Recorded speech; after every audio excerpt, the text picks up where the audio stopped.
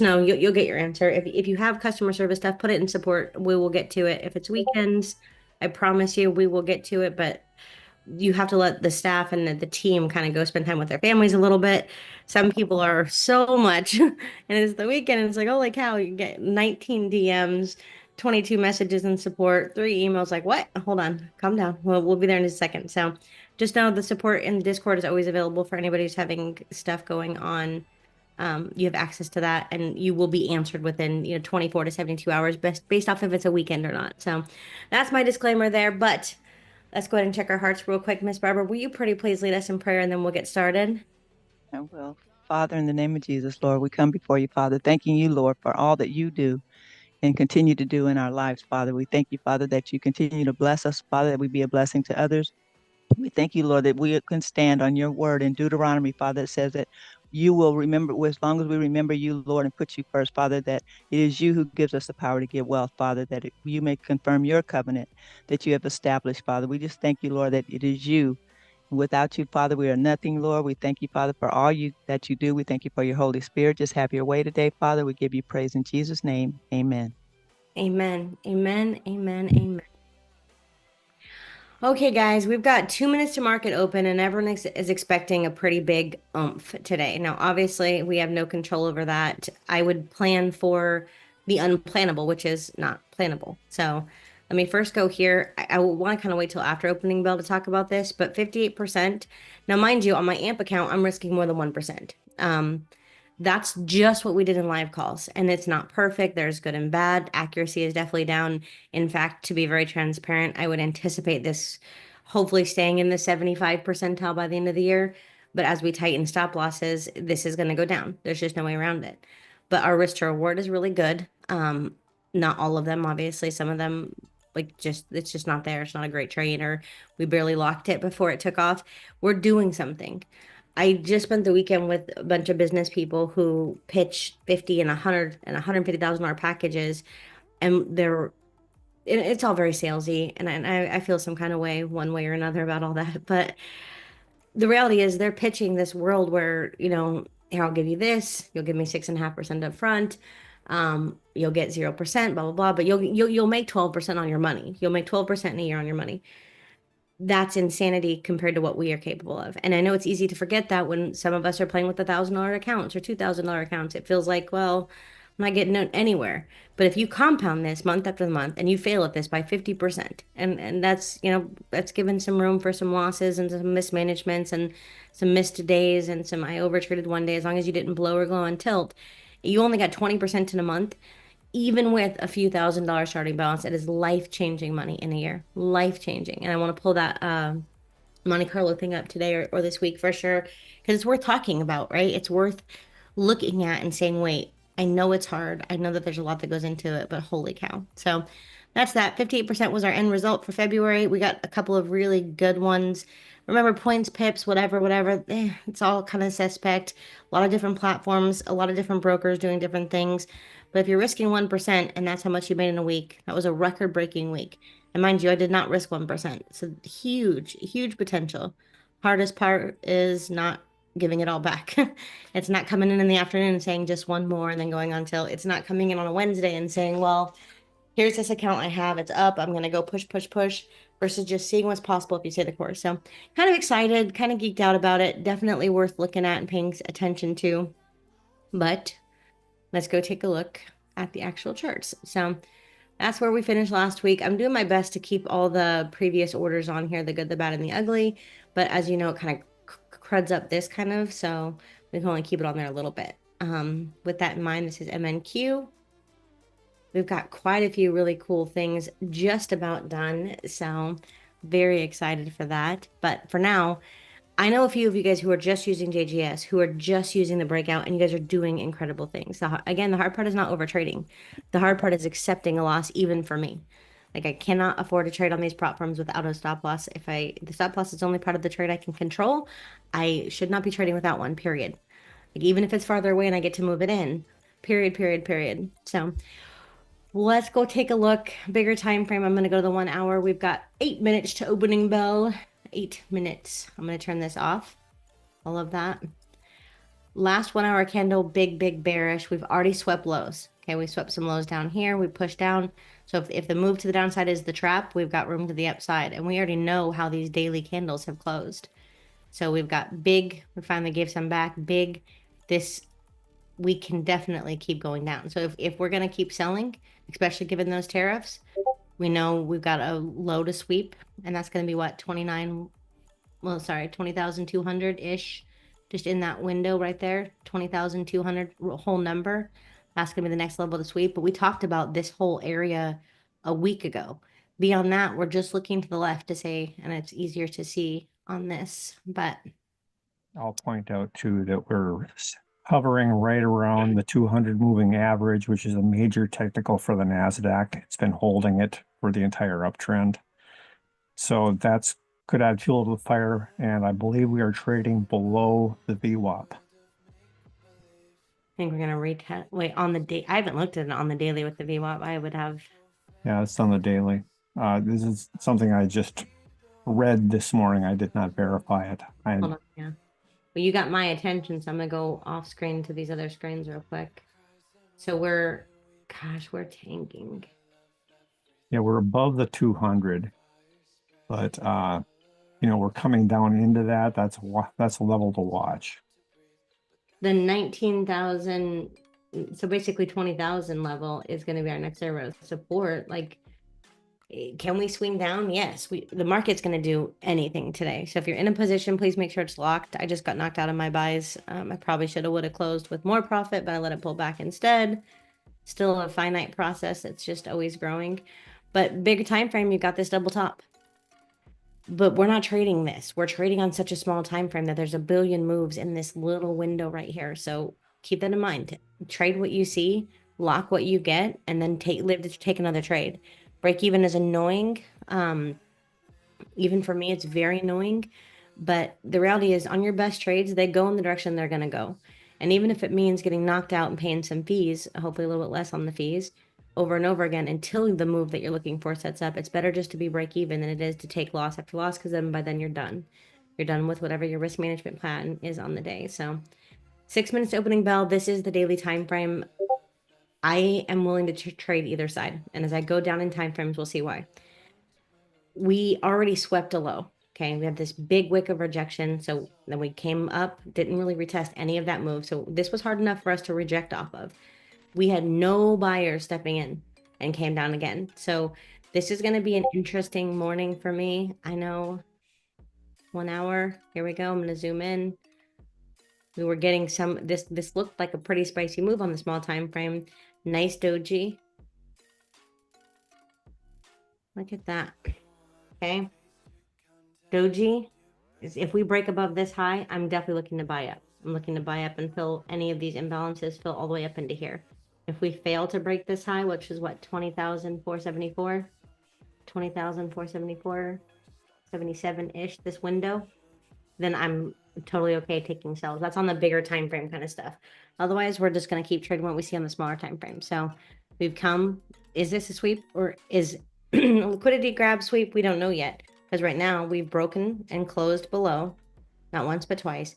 We're retesting. So if we keep pushing down, we already know we've got 20,000 as a target. We've got a lot of moves to the downside. And now we're forming a nice little bear flag. There we go. That's a 5 minute, 2 minute.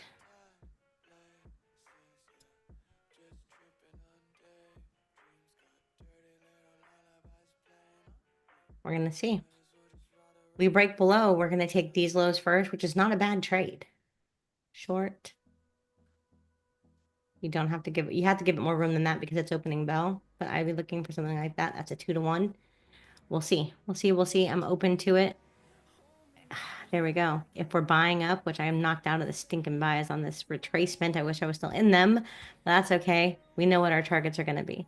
So we are breaking through that nice little bull flag forming, but we're really in a bearish market. So we'll see. That's 2 minutes, and I'm going to keep it at 2 minutes to turn our indicators back on. So that's NQ, just to kind of get an idea. I'm going to go back to our micros instead of our minis. I like to look at those. And if I'm looking at any kind of big information, I'm usually looking at the minis versus the micros, although they are a little bit different. So 2 minutes on gold. We've got 2 wicks to the upside. Obviously, the world is saying gold is very bullish because everything going on right now with tariffs and Trump. And I don't know why he's messing with Canada. And there's all kinds of different speculation as to what's going on. That's pre-market high, pre-market low, yesterday's high. If we are to continue to sell, we're taking out yesterday's high. If we are to buy up, we're taking out pre-market high. So we'll see. We'll see. We'll see. We're at all-time high. No, we're not. Hold on. No, we're not. Got a little bit more room to the upside to go. So back to the 2 minutes. Here we go. Boom. ES, we're breaking down. ES looks pretty comparable, although they have diverged quite a bit. We're all the way on the 1 hour. Bullish, a big bearish candle, big doji. We wicked up and now we're pushing back down. That's a great entry. Pre-market entry. We've broke past, we've wicked up. So I'd be taking out pre-market lows, which is technically here. Not too shabby. We'd have to use that as a wick though. So that's not even a 1-to-1. In order to get a 2-to-1, we'd have to go all the way down into 5798-ish. There we go. 2 minutes opening bell. But I like these moves. See if we're gonna get a big waterfall to the downside. I like the spring to the upside. It looks like the trap might be to the upside though, so we'll see. Because on bigger time frames, we've swung the lows. We've swept that already. That's done. That's done. And then ES, YM. Kind of keeping my hands off YM. YM hadn't made the same lows and highs, so we haven't. This for a safer trade. We haven't taken out yesterday's lows on YM, so kind of excited to maybe sell that. If you're in the US 30 copier, the index copier, you got your NAS trades and your US 30 trades. We've been out really early in the evening. Again, there's always going to be bad periods and it always freaks everybody out. But man, for the rest of the days, it's kind of awesome. Like you're out, it was like 8 p.m. or something like that last night, and you're out and you're done. You got your $1,000, depending on your account size, profit, and you're done for the day. No risk, no nothing, just done. Done. Kind of a nice way to be. So we're on NQ right now. I like ES. I've been trading ES quite a bit. Wish I was in that, but I'm not, and it's taken off. So this is opening bell. And we're going to go to NQ. That's yesterday's low. Nice wick to the downside. Got a little head and shoulders forming too, though, guys. No reason to do anything just yet. So I'm going to be a little bit patient. Although ES is, could have taken that nice little trend break on ES, but I didn't. Did not. A couple people are trading this on the 1 minute, and they're doing pretty well. I'm kind of excited. I like to look at it on days where I'm not in a class, and it performs pretty darn well. Because really, it's essentially just a scalp, especially if you're going with the trend. Gosh, I wish I was in that ES trade. Beautiful. I'm not in it. YM just took yesterday's lows. Gold is going to be pushing up. Keep in mind, though, that those tariff thing is going to be wild. It's going to be super wild. Gold to buy up. We're looking to break that. We've got still 20 seconds or 40 seconds left on this first 2 minute open. We break up. Easy here. I'd be targeting here and here. ES failed to even take pre-market lows. NQ, we've got a nice doji.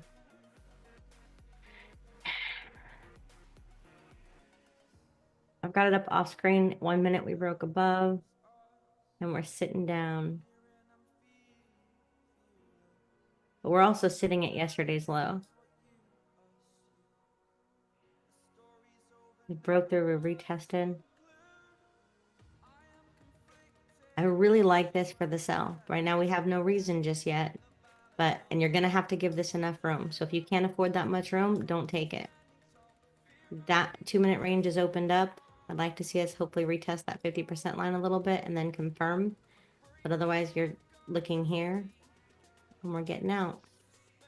Let me go to the appropriate broker.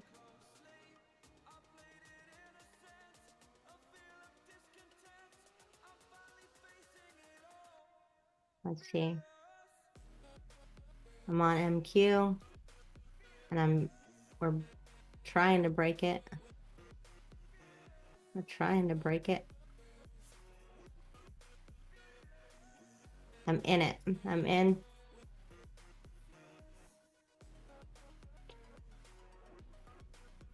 My stop loss is going to be up here, but if we break and close above here, so manually speaking, my stop loss is far away, and I have it kind of programmed in to kind of come in that way.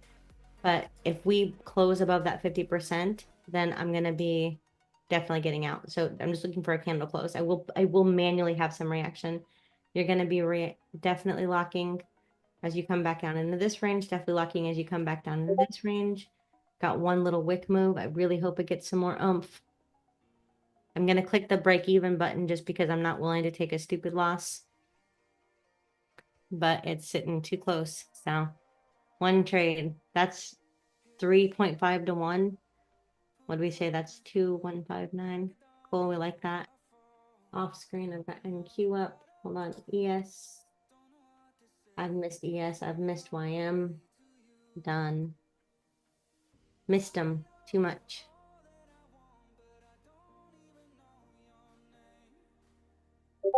Okay, so I'm gonna lock profit a little bit early because I'd rather not get knocked the wrong way. I gotta wait for it to get a little further away again now though. Just a little bit. Give it a sec.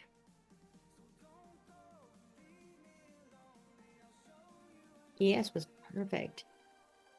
For more than one account, ES was perfect. I didn't take it.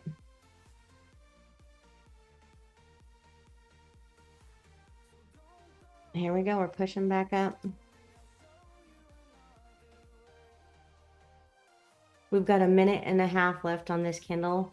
That's a pretty big candle. So I've added, if we come back in here, I'll add a little bit. Otherwise, I'm going to wait.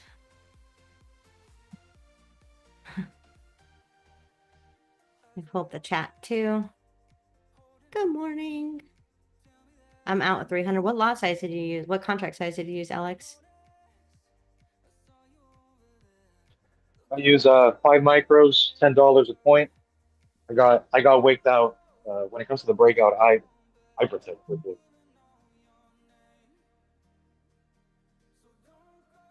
Did you do the 1 minute again? This was 2 minutes just because I was going for the 2 minute range. I like to look at the 1 minute, but then I like to use the 2 minute range for my actual targets. I'm pretty sure the update includes that you can choose the time frame this paints on. So like you can have it showing on the 1 minute, but give you the 2 minute range. It was buggy in one of the last updates, but I think the most recent one that we released has that fixed. So I like that feature too. That would be really cool. I'm pretty sure you guys have it. But at this point, I'm working on so many projects. If I'm wrong, please just forgive me. Please, because I have no idea. And updating this is not, because I'm so new to it as well. Like updating the scripts on here, it's just a really janky process. I wish I could update it and update the photo. I wish I knew how to do that more adequately than I currently do. So it's a work in progress for sure. Here we go. We're pushing back up. We're just retesting the 20 on the 1 minute. We've got a minute and let's see. We're still in the first 1 minute range, but we're having way too much steam to the upside. And I woulda, coulda, shoulda protected, but I did not protect quick enough. And here we go. We're breaking out. 1 minute and a half. And YM is just tanking. Oh, wrong time frame up there. And Q. Yes.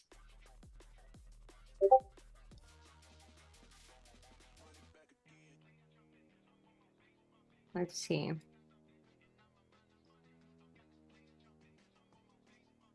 Okay, well, we'll look for another one. ES was perfect. Nope. Yeah, it's almost the one you're not looking at. Yeah, it's always, that's how it goes. And I wanted to play with the S this morning, but I didn't. It is what it is.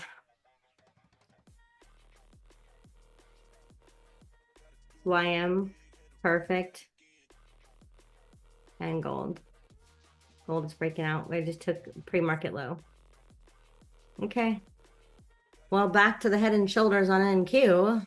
Beautiful, came down, swept a little bit, and now we've taken off too much to go look for a buy. That's NQ. So ES doesn't have the same kind of setup. We're still sitting below the moving averages. We're still sitting below even this little flag. If we retest this 50, we can take it as a breakout to the upside. Long. It's kind of, I'm afraid to get chopped around. Very, very not so interested in getting chopped around. Hold on, off screen, ES. Of course. Come up even to the VWAP. Hold on, let me wait for that VWAP to print. There we go. There we go. Boom.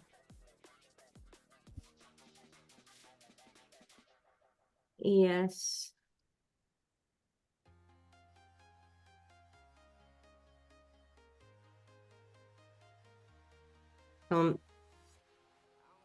Let's see how much we can get out of this.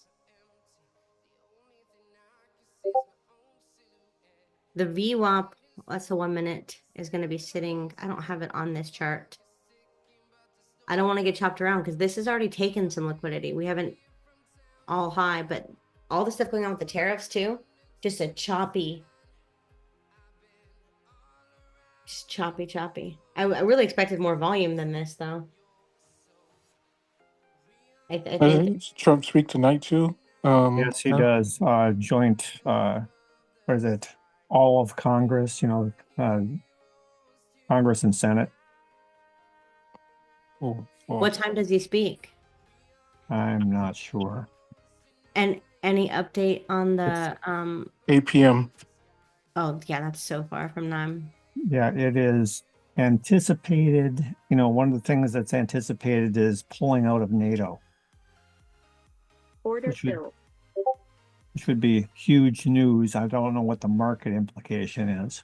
The high probability of that possibly, because definitely the fact of after his spat with Zelensky, and pretty much NATO was supposed to be our allies, and them immediately going over there and sort of publicly siding with Zelensky, knowing the way that we've seen Trump, it's a possibility that he could definitely say something like that.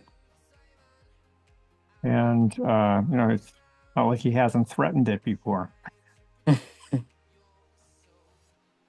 We're waiting on all this. What is your guys' opinion or perspective on him putting tariffs on Canada? Or did anybody watch the two separate topics, granted, but did anybody watch the interview with So from my understanding, as far as their objective and what they're trying to do, one, obviously they use tariffs as a sort of a bargaining tactic. He'll say tariffs, and then sometimes hopefully they'll come to agreement where they can either pause or find some sort of other I guess middle grounds to alleviate the tariffs from being put on. But again, a lot of people may not be aware of it, but um, we're a little bit more lenient on tariffs in the United States as opposed to other countries and us bringing our products over there. So he's sort of evening the playing field and doing the same or reciprocating the same as far as what other countries are charging as far as tariffs. And the main hopes is that ultimately some of these countries that do have products and need products to come into the United States, that they may build their businesses and then hopefully bring some actual locations here, manufacturing locations here to the United States, that can actually employ people. I don't know, as far as the other thing that you're saying, that with the tariffs and us having our products going up, if they're going to remove income tax. There's a lot of things that have to happen for that to even pass and be a possibility. But those are some of the things that he's doing. But right now, I think he's sort of just filling out the market, sort of letting people know, be aware that he's here, and he may definitely pull the trigger, or well, he will pull the trigger on some of these. So it's going to hurt in the short term, but long term, hopefully it can make the economy a little bit stronger. You might have a whole bunch of bureaucrats pounding the pavement soon looking for jobs. Hmm. I hear that DC housing prices have already taken a big dive. In Oh yeah, Washington, DC, really? Yeah, yeah, down an average of 150K.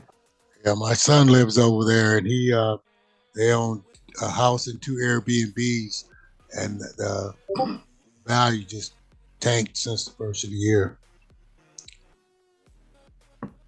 they You have know, luckily the Airbnbs are rented out for long term because people need housing, but the value is because they was going to refinance their other house, so they just redone it. And man, this just market's just tanked over there. Since they started laying off, like literally like that first week or two that he got in office, and they announced the layoffs or the shortening on the staff for the government.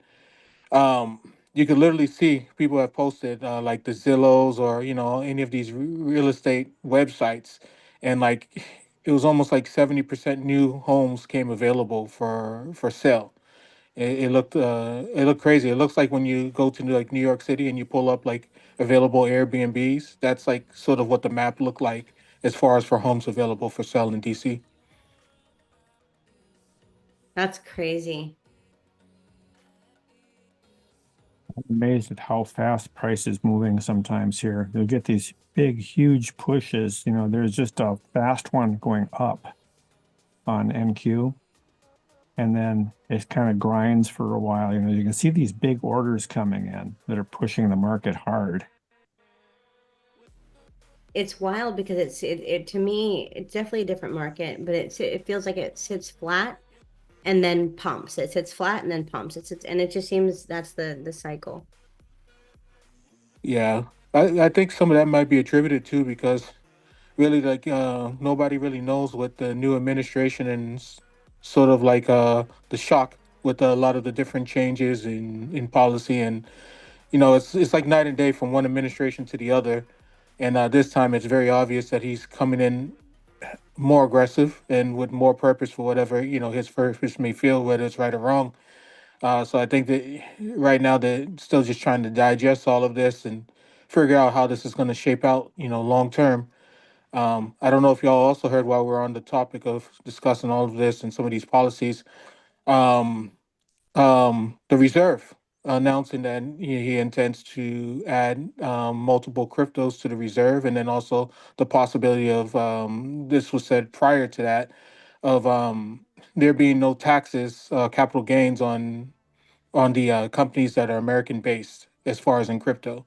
And if anybody doesn't know which cryptos that he did name, it was Cardano, XRP, Solana, Bitcoin, and Ethereum that are in he intends to put into the reserve.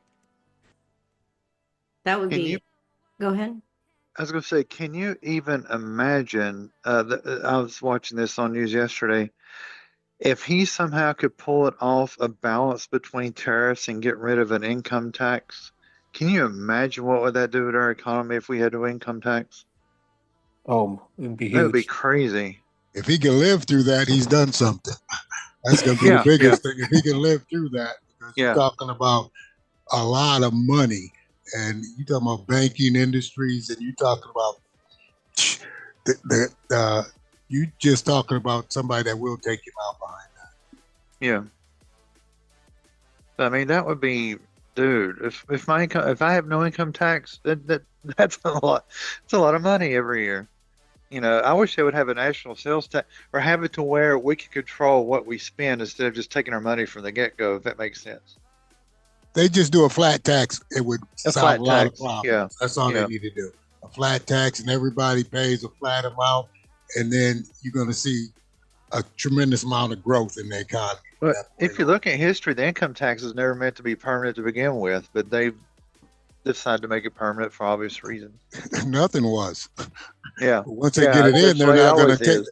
they're not going to take it back because it's a stream of Yeah. revenue. You I know, don't just know. like interest rates, people think interest rates is all it is a tax. I don't want to go down a tangent, but it's like I don't know where you guys are from, but here it's like we'll have an unusually cold winter or something. We need to temporarily raise rates because of whatever, whatever, whatever, but they never lower them back. Okay, so what about the topic with Trump and then the president of Ukraine?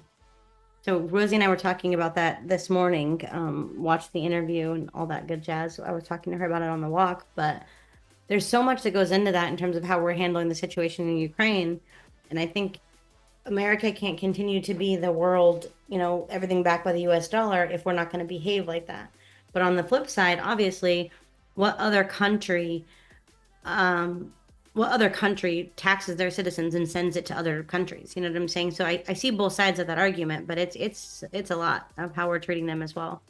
It's going to take a lot to get people who are brainwashed to sort of think of critical thinking has become a major issue on here. Regardless of whatever policies or whatever, you just sort of view um, the stances from both sides and then try to formulate your own opinion. But so many people are tied in both sides. I'm not attacking anyone as far as their allegiance to the party. That critical thinking is no longer part of it. But your main point is correct. And the main thing is that just common sense tells you, if you look at the deficit, if any normal person looks at our deficit and says, if we keep on this trajectory, regardless whether you have Medicaid, Social Security, etc., if we go bankrupt, all of that's null and void. None of that doesn't mean crap. Yeah, all you gotta do is look at your own household. When it comes down to it, there's times that you have to reduce spending just to make sure that you can continue living the lifestyle you want to live. And that's just common sense. We just can't keep being, well, we've been the bully of the world and through trying to protect all these different countries. And we just can't continue to do that. And this war, I have never understood it, first of all. It's a lot of money being spent. And where's all this money going to? That's the other thing.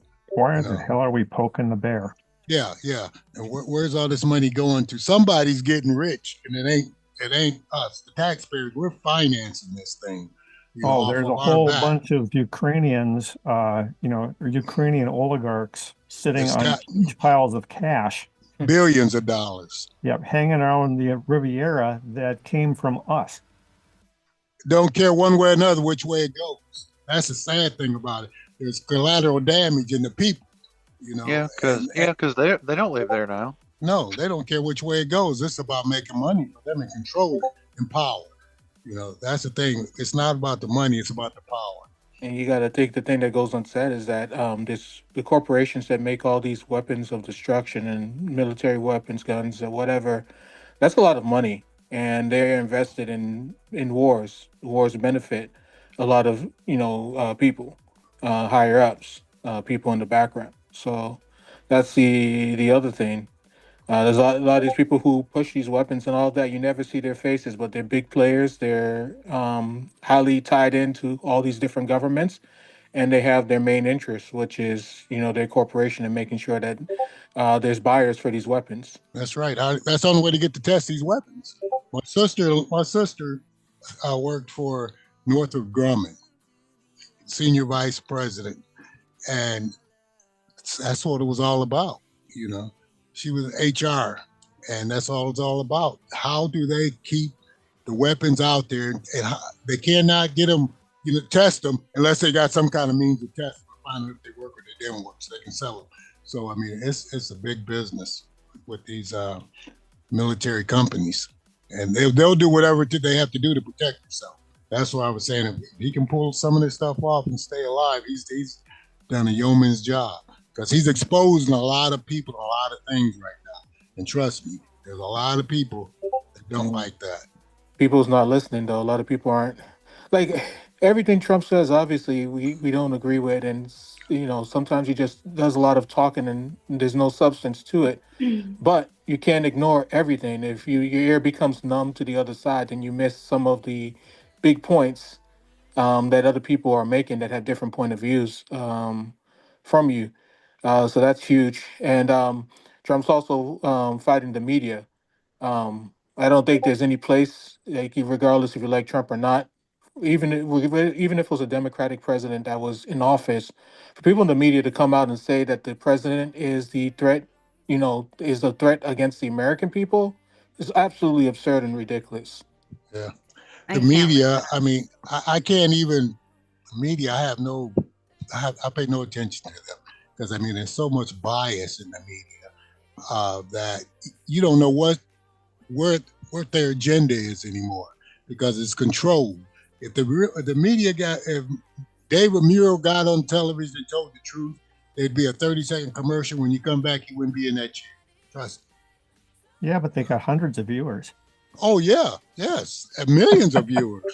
You know, listen No, to that it's stuff every day. way down. They don't even have millions of viewers anymore. Their ratings are extremely low. Mm-hmm. Yeah, but the know? ones they have, they're what's the word I want to say? They're mentally brainwashed, I guess. Oh, with the To what baby they're saying. boomers too, a lot of people who grew up watching that, and like you said, brainwashed. That it's come to the point that they almost believe everything that is said, and Yes. you can even tell with people. Like, I had to really, like, most of the time I can't even get to when I'm talking to people outside of groups like this, or the people who think along the same mind frame. It gets really heated at times, and sometimes I wish I didn't even, take the bait on politics, because it's come to the point that people have become so tied to it and so emotional to it that you can't have constructive conversations and disagreements and try to go over different point of views and see if there's any valid points from that. It gets to the point like literally where I'll talk with somebody and I haven't even said which party I'm aligned with, and they've accused me for either being a sellout, or Yeah. racist, whatever you want to call Right. it. Right. But So they say Hey, never talk about politics and religion. Hey, yeah, Jonathan, they're calling you a racist, huh? yeah, I'm Gotta racist love against that. my own Sorry. people. Yeah, Oh yeah. uh, I get the same thing. Well, you didn't vote for uh, Kamala. I ain't getting into the man. I look at the person. I don't look at I care less about white, black, green, or yellow. It's about party line. I've never voted party line. And I tell right. people that too. I've always voted for the person I thought was the best person for the position. I They don't care don't about hear that though. They only no. hear that Oh the no. person that you didn't vote for, that the person that you did vote for, and the person that you Oh didn't vote yeah. for. Oh, you're not a bona fide Democrat. You're not a No, I'm not. None of it because it's like Uncle P said something one time, and it stuck with me. It's like the Bloods and the Crips. That's all the Democrat Republican parties are. The Bloods and the Crips. Because if you think about it, they're red and they're blue. Exactly. And if the Republicans could have got all the migrants on their side to vote for them, trust me, they'd have been pushing to get the migrants in the country. Same way the Mhm. Democrats. And it's not about doing the right thing. It used to be honor among thieves. Yes. There's no honor among thieves anymore. They would do the right thing because it's the right thing to do back at 20, 30 years ago. Now it's about keeping control of their base. They don't care about doing the right thing anymore. And it's going to be a lot of people that's going to come up short. And I pray hard every day that, people start you know, seeing the way, and I love this group here. I'm like you, Jonathan. I don't have a lot of people I can talk to because, people start looking at me like, looking upside, looking at me crazy. Like, what the hell are you talking? Yeah. It's How can crazy. you It's think insane. that way? You know? Yeah. Oh, this This guy, is. Sebastian, I forget his last name, but he's a speaker of some kind of business mogul. He said something to the effect of, if you find yourself disagreeing with 100%, okay, so this was in regards to Trump and everything else, there's a very good chance that you are the problem. Because that means ration has left the building. All rationale has left the building. And the way he phrased it, of course, was much better spoken. But I super agree with that. Meaning, obviously, you don't have to like the guy, you don't have to love the guy. But if you're at the point where you just have zero, like there's not a single thing, and you're just hating on every single thing that comes of this, you're being biased. You're definitely not being rational at that point. And I super agree with that thought process. I wish some of the people online would agree with that thought process because some of them are so far-fetched, it's wild. Yeah, it's insane. People like the fear, though. I feel that people like the fear, and sort of it's another thing too. Is like sort of why I always say I don't really give too much credence to A lot of policies, obviously, you have to be in tune and understand what's going on. So you have to have some sort of knowledge of what's going on politically and economically in your area. But a lot of people like to, and I always reiterate that I used to be one of these. They like to put the blame or for whatever position that they're in. It could be whatever you're experiencing, what hardship that you're experiencing, and you blame it on something else, or even if it's not like quote unquote blaming you as a catalyst, whether it be fear and be like, oh well, this is causing this to happen because of either my race or politically this person is there and I'm not getting these same benefits and whatever. It's life. Like things don't always go the way as planned and as smoothly as you like in life, and you're dealt the cards that you're dealt. So it comes to, once you see what those cards are, how do you play them? What can you do? Because I truly believe that everybody can eventually control their outcome as long as your mindset is set. That's the same thing as faith. That's why we have faith. That's why some people are religious. You choose to have faith. So even in the times that are the darkest, you feel you can come out from the other side. So I think that's what it is. A lot of people choose, to feel that way, and they're more comfortable in that. Most people don't understand you're responsible for yourself at the end of the day. You can talk about Trump, you can talk about Biden, you can talk about anybody else. At the end of the day, we're all responsible for our own self. And the moves we make determines the outcome. Cause and effect. Big causes, big effects. Little causes, little effects. And my father used to, 80 something years old when he passed, but every day he would get up and listen to Rush Limbaugh.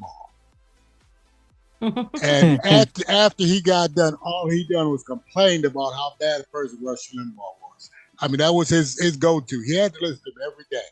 And I mean, after he got done listening to him, oh man, he just complained all day long. I said, well, why do you listen to him if you hate him that bad? If he's such a bad guy.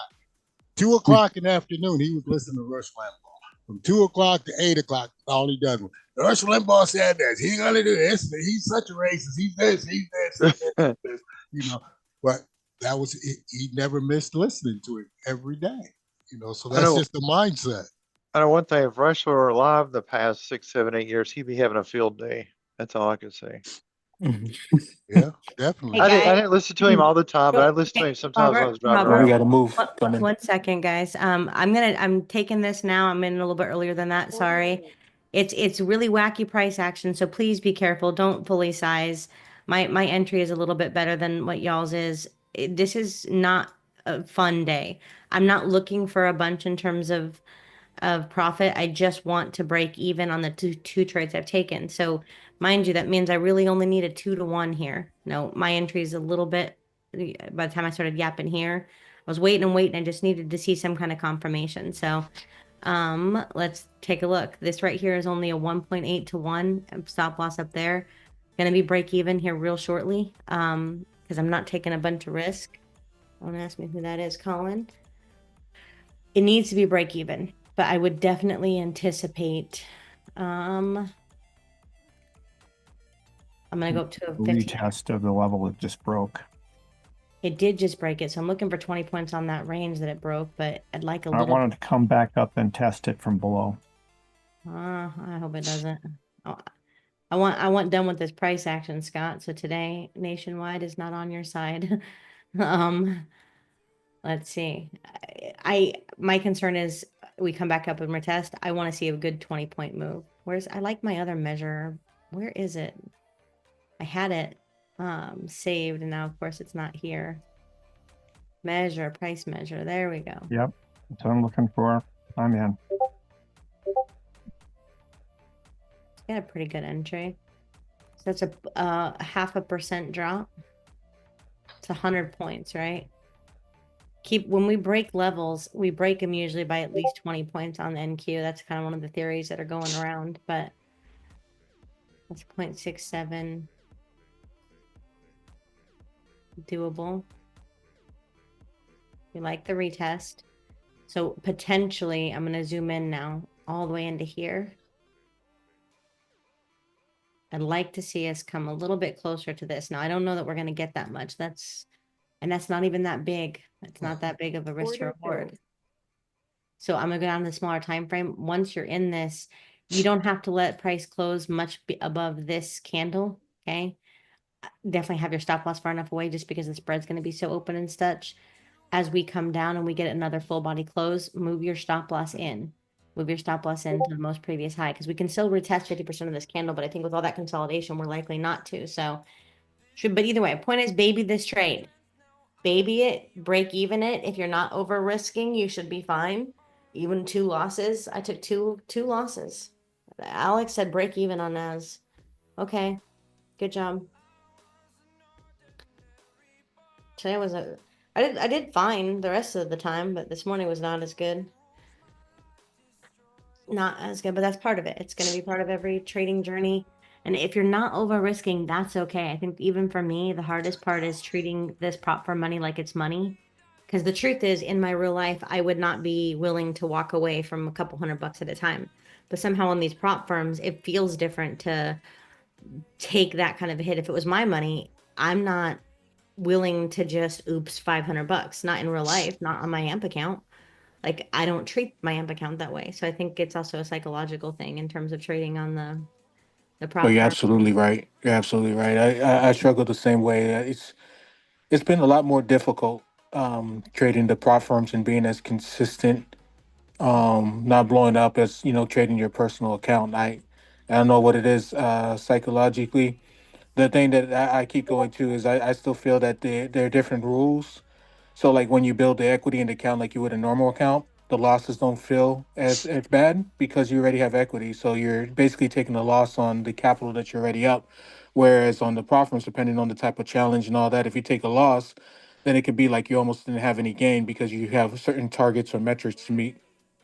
That And I think that's actually a really good point, Jonathan, because I didn't think about that in that respect, anyways. So let's say you're up 3,000, 4,000, and then you're up 3,000, 4,000 again. So technically, you've made a pretty good gain given the fact that you really were only playing with 2,000. So in total, let's just round out numbers and say 7,000. Because remember, you need the first 3,000 to pass, and then another 3,000 to get to the buffer, and then another couple of thousand to get to withdrawable. At that point, you pretty much 4 extra money, give or take. Okay, 3 or 4 extra money, and you're technically not yet paid, number one. So I think that plays a big role in it. You're not looking at those gains the same, you're looking at them very differently.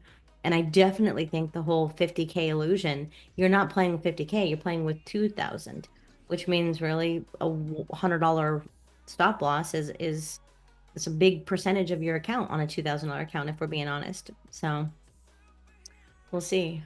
We'll see. I don't love Project X as much as I want to. Like, in comparison to NinjaTrader, it's amazing. I do think they're a little laggy. Like, once you get really comfortable on Tradeovate, I think they're a little laggy, and that kind of made me, oh my gosh, wait, those are bad. But also with Project X, it programs in those stop losses and stuff, which is awesome. It's life changing. That means you're never trading in a way that doesn't have some form of risk management, and you can lock out yourself for the day. So fine, you're red on the day, but you didn't blow on the day.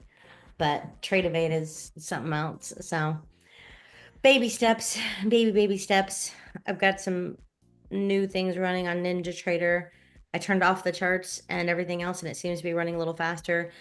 I might brave the whole uninstall and reinstall it just to see if I can't speed it up. Otherwise, I feel like it's archaic, and I don't know how to make it work faster. No comprehension of how to make it work faster. So Order filled. none at all. Whoever filled their order, good job. No.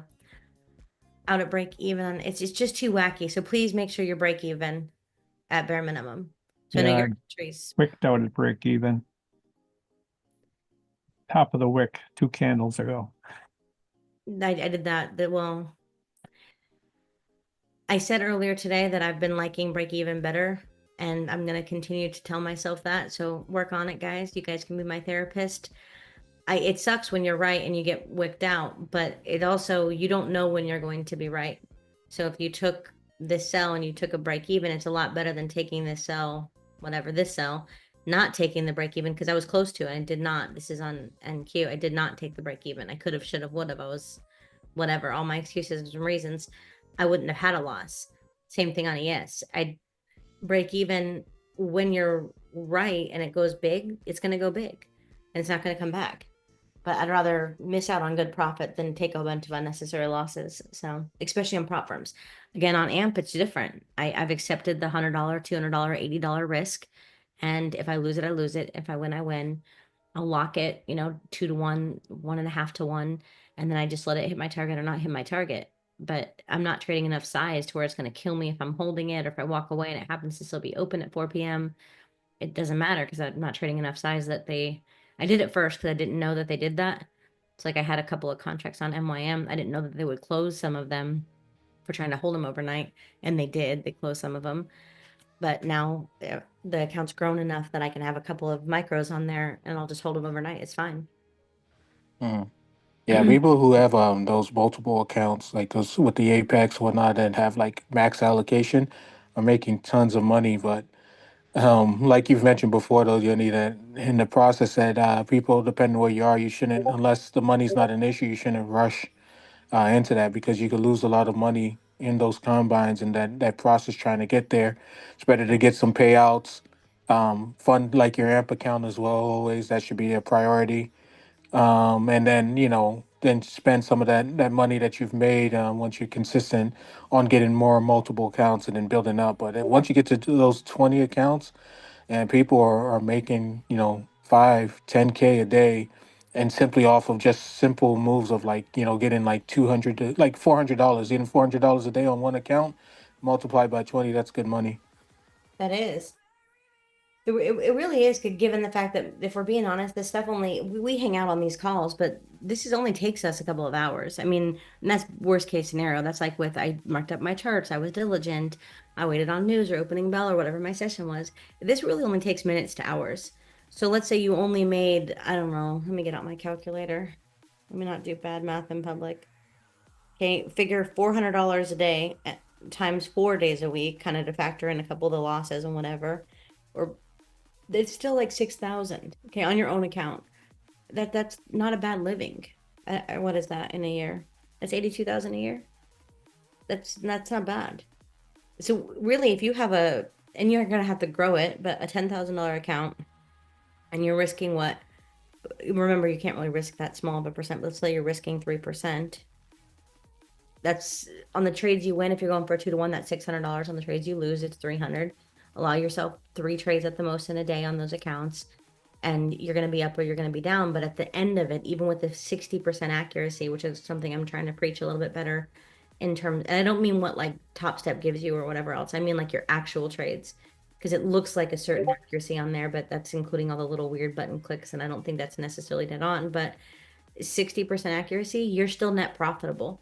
And if you have a $10,000 account, you've probably made close to $150,000 on the year if you're risking 3 to 5% and you have a 65% accuracy. So I'm going to let this trade play out. I took 2 losses, guys. It's allowed. It sucks. It's not fun. The worst part, I'm not upset about the losses. I'm upset about my management of the losses. So on I missed. Wait, hold on. Let's get my story straight. I think. And let's try to get my story straight. Am I crazy? Yes.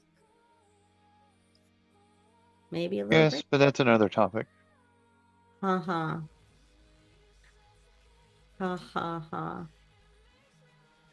Oh man, that gold was a perfect entry if anybody ended up taking that. I I know. totally missed that. You mean at It's the always open? Yeah. Yeah, that was right up around the 50 and just came down beautifully from there. Well, I will Bounced off the 50 again. I will come back to this to find this, but I'm sorry I deleted it. Don't ask me how or when or where. I don't understand what I did, but either way, on both trades that I took, easily could have managed and got to break even. I had enough to get a 1-to-1, and those are the rules that we teach and preach in class. I personally did not do it. It is what it is. So, but back to the point, I'm going to bring up that spreadsheet because I think it's a good time. You should be locked in profit no matter what at this point. There's no reason you should be taking a loss. In general, I may drop another one of these. You should be close to break even as of now. So that's including the 2 losses. Including the 2 losses. If you got in, I'm going to go a little bit lower. Okay. Put our stop loss there.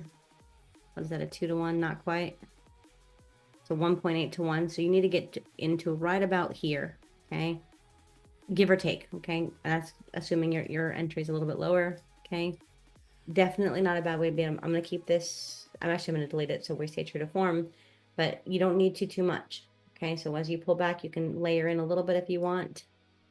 We're going to squeeze up a little bit, but overall, fine. So you take 2 losses and 1 win. Okay, you break even on the day, up 350 on the day. Okay, there you go.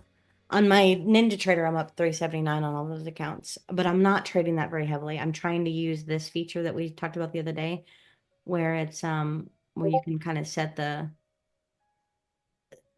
or I'm using this feature that Lyndon, who is my hero, was talking about the other day, where you can kind of set the settings in here, because it's the only way I can manage it more effectively. And then the orders also disappear like they should.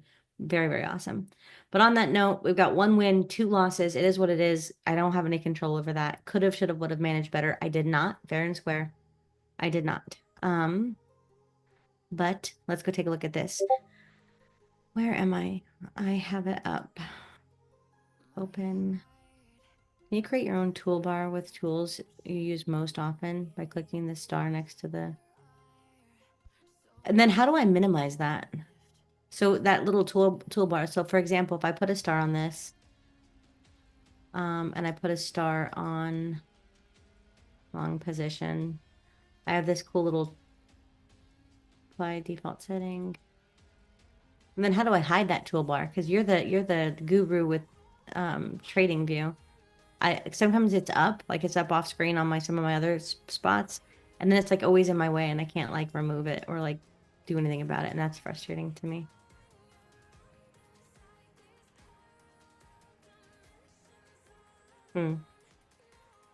Okay, but I want to share this because I think it's worth mentioning. We said we got about 58% accurate, 58% growth. And remember, that's if you're risking only 1% of the whole 50K, that's about your 125, 150,000. If you're risking 5% of the actual amount you're playing with, that's, I think, 125, 150, depending on your account and which broker you're using, per trade. Most of us are not risking 1%. So in theory, it's a lot more. But what I want to talk about real quick, because I think it's worth talking about. I know we pull it up. It's like my little video game. It's a whole bunch of fun. You can right click and press hide tools.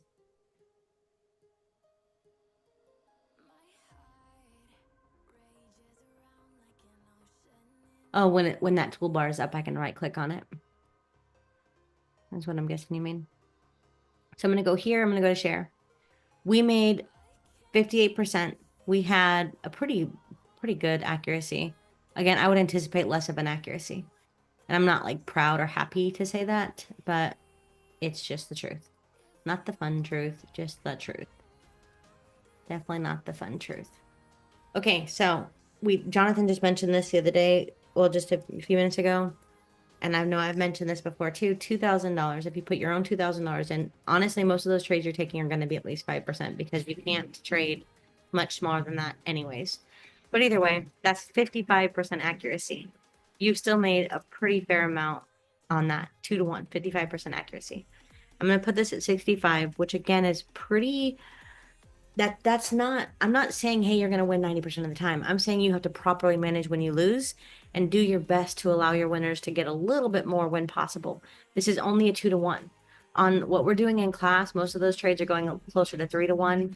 Hold on, actually, let me not. So 3.5 to 1 is what we're averaging on all of those trades together. Obviously, there's outliers there. There's some that are just barely break even. There's outliers without a doubt. So 55,000 in 72 trades. So I don't know, I'm gonna have to get out my calculator, so I'm not doing bad math. But if you took 3 trades a day times 5, that's 15, right? Times 4.33 weeks in a month, that's a month. Is $50,000 a month pretty good? And I'm honestly $55,000. So if you failed at this by half, is $20,000 a month pretty good? Now, granted, this one's a little top loss loaded. Let's play a little bit. Let's go to the worst case scenario that we can come up with. That's 50,000. There you go, 27,000. 27, NASDAQ's moving down. My original position is up 70 points, 75. So it took some time, but now I'm officially above break even on the 2 losses. And then we'll see. Next pivot. Sorry, and I'm gonna do both. I'm talk both, but it's good for us. So good for us. Okay, now I'm gonna move my to break even, and I'm gonna close out of some of my position a little bit lower. Limit by order. 20,000, 120. I'd like to get a little lower. Sorry, I'm doing 50 things. It's what I do though. So 60 trades, guys, 27,000. Notice how I'm not pitching you some huge accuracy. The problem with prop, you can do the same thing in a prop firm. Mind you, $100 risk that's only $100 risk on that prop firm. It's not $500. Taking 3 trades a day, this day sucked. Like this day sucked a lot. You ended down on that day. Taking 3 trades a day, this day, well, you're actually technically still down. This is not sexy. There you go. Scaled out of some of my position. Moving my stop loss up a little bit. Make sure no matter what. And now I'm just gonna let it go.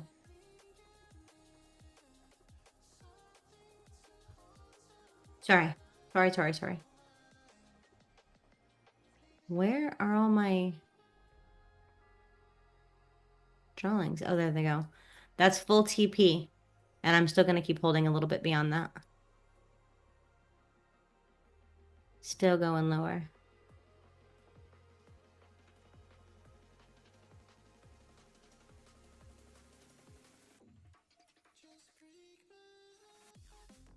Boom. Okay, not bad.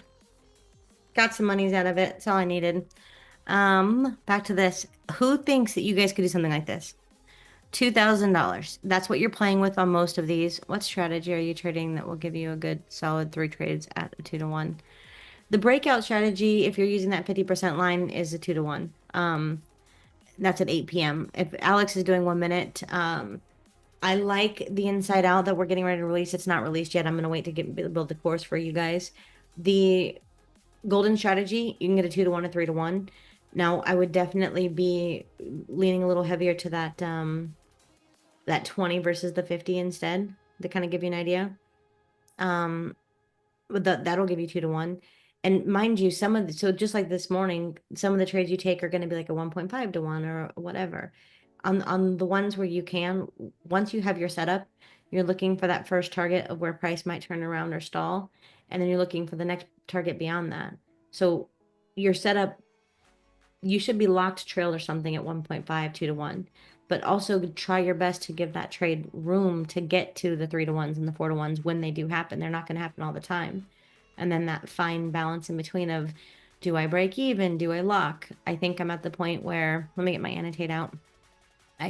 And I don't know yet. I'll tell you as I grow. Let's say I bought here. Oh no. Let's say I bought here. We pull back. We come up here.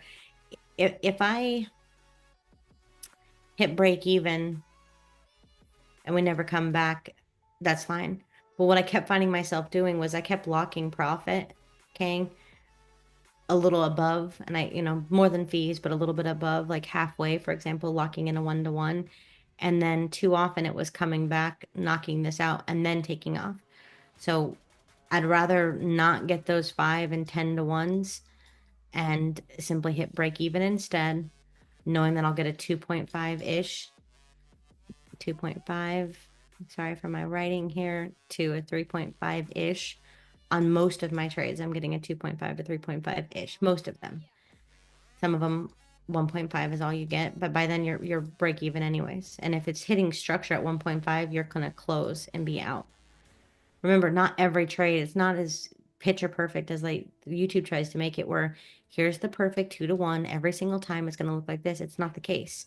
Some of the trades, let me erase the annotate, clear drawing.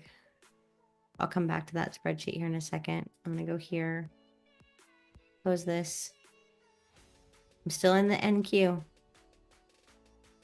Go here. Nope, here. There we go. Still in it. So like take this for example. This was before market opened. I was in some buys. If there was structure right here and this is only a 1.5-to-1 long position, and this is a little bit of a bigger time frame than I was on, but let's say there's structure right here, and all I'm going to get out of this is a 1.5 to 1. That's fine. I can't control where the next level of structure is. But if we have a turnaround point, I want to know I can get out, period. This one goes a little bit farther. I, of course, was trying to take it up to here. We didn't get there until New York opened, but we still haven't got there actually more accurately. That's your 5 to 1, but we didn't get it. We could have, though. So let's look at something that's not so whatever.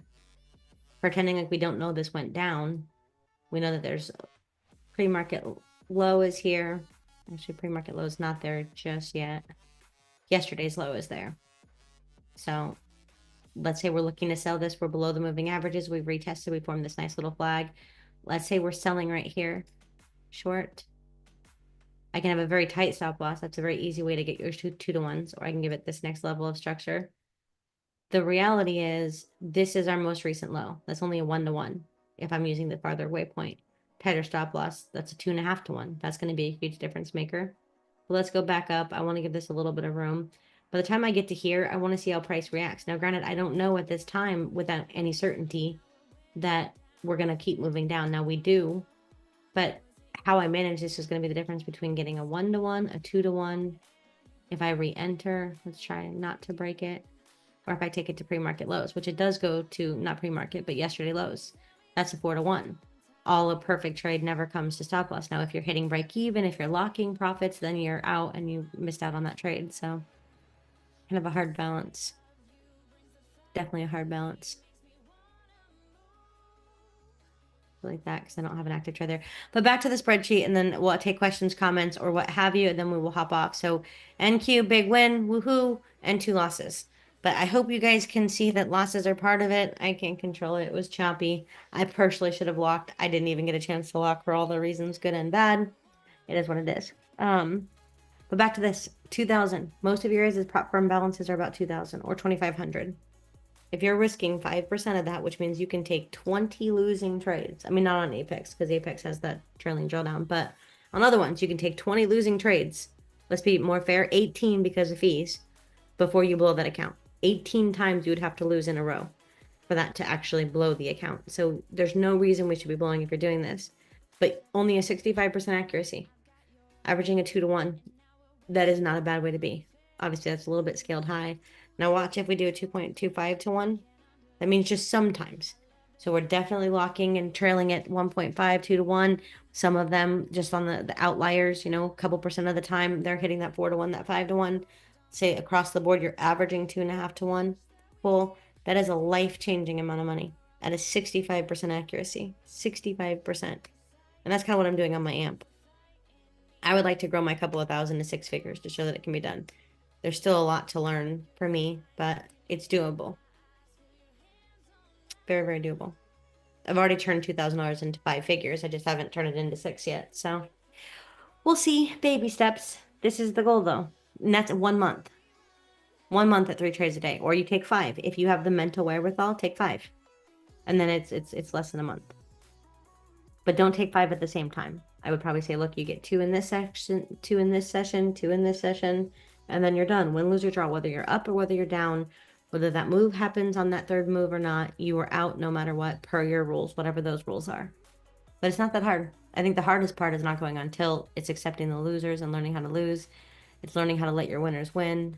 It's having the right management on whatever one of these platforms is a pain in the butt. But other than that, totally doable and within reach.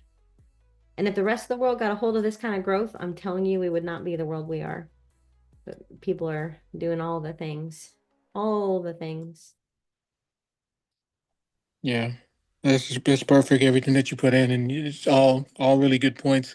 I think just adding on to what you're saying is those base hits, getting those base hits, the risk management, and then also like you iterated the tilt on the losing days, accepting the losing days, and not trying to get back what you lost that same losing day, or within that session, or within that hour, just to be positive on the green. It's literally not worth it.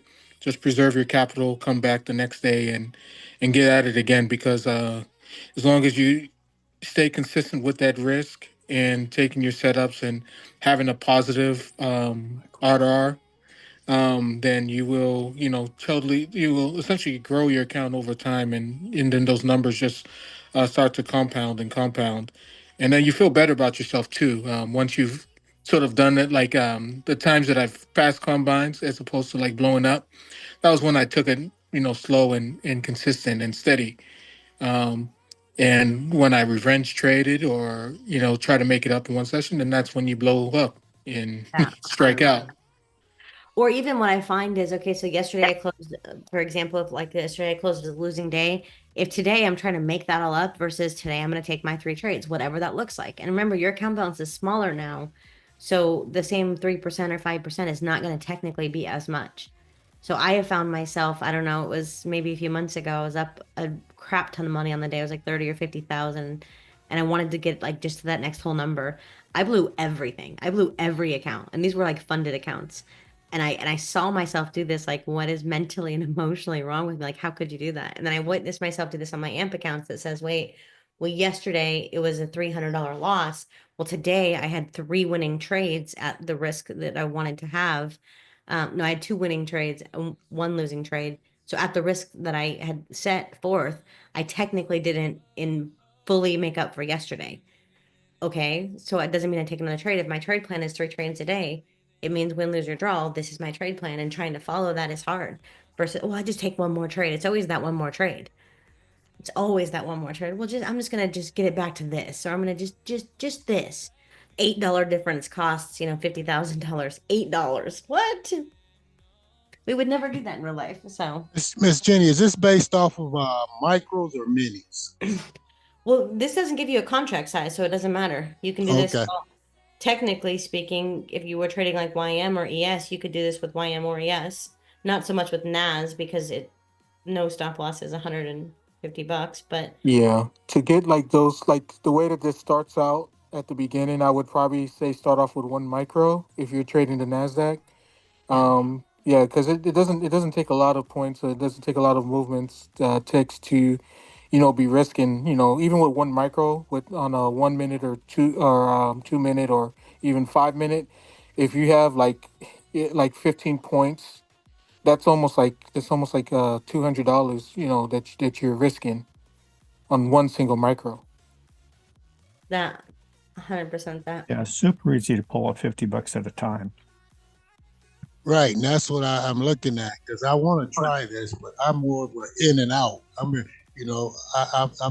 I haven't got to the point where I can hold the trade yet. So, if I see money, I grab money.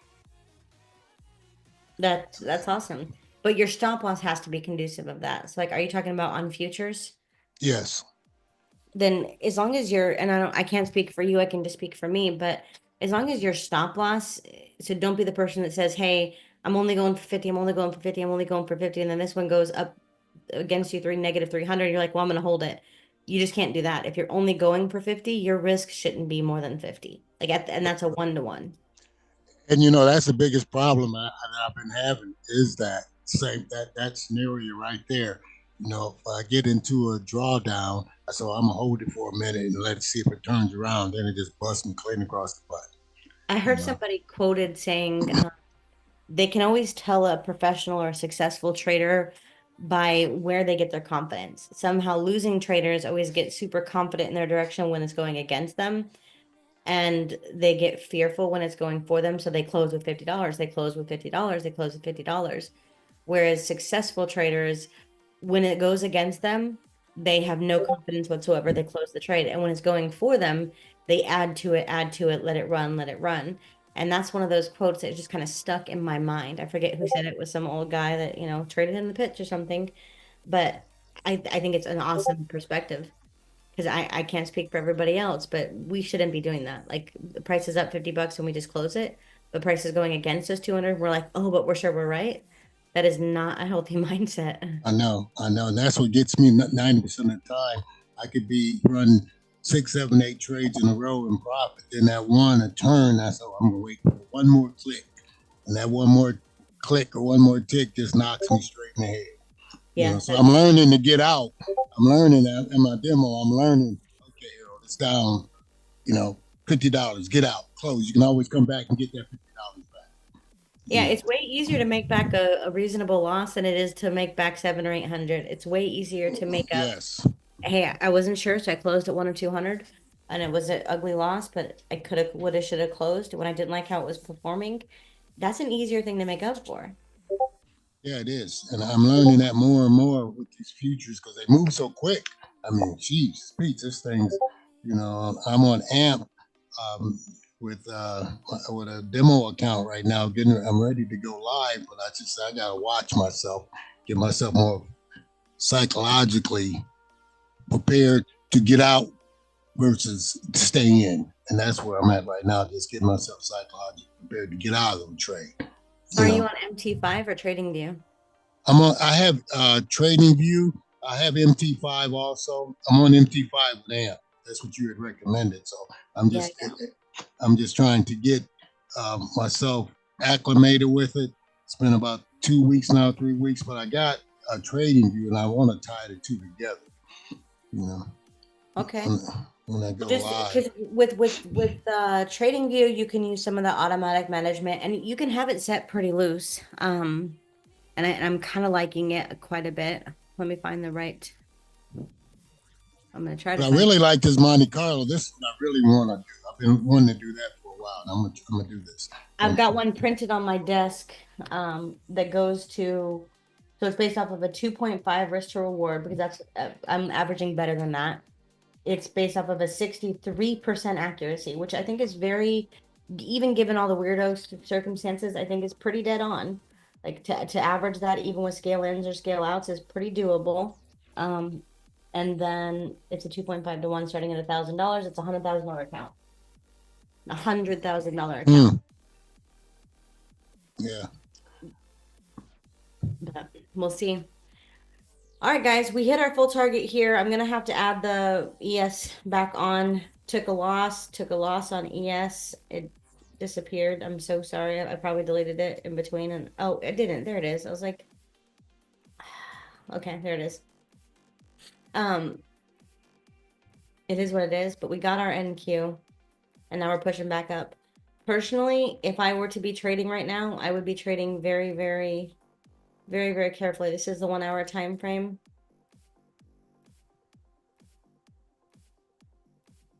One hour time frame. Holy cow.